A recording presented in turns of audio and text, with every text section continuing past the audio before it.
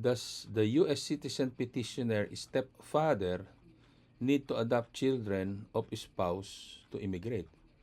Ay, ang sagot po short answer, hindi po. Ano po?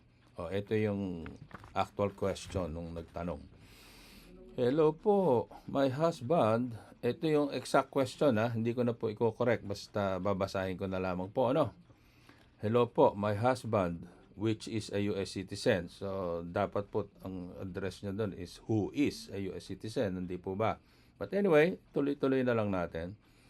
My husband, which is a US citizen, plan to petition me for spousal cause I got denied sa tourist po.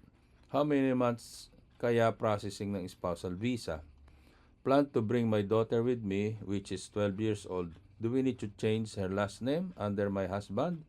Example, adoption? Or okay lang gamitin niya last name ng father niya? Thank you po.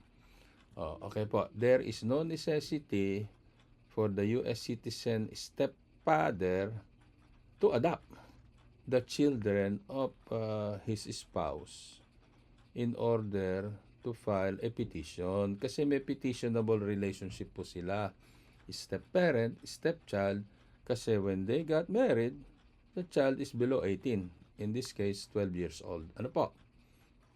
So, there is no necessity to adopt the children of the spouse kasi nagkakaroon ng step-parent, stepchild relationship. They marry and the children are below 18. Pwede po niyong file ng separate petition po yon. Ano po? Alright.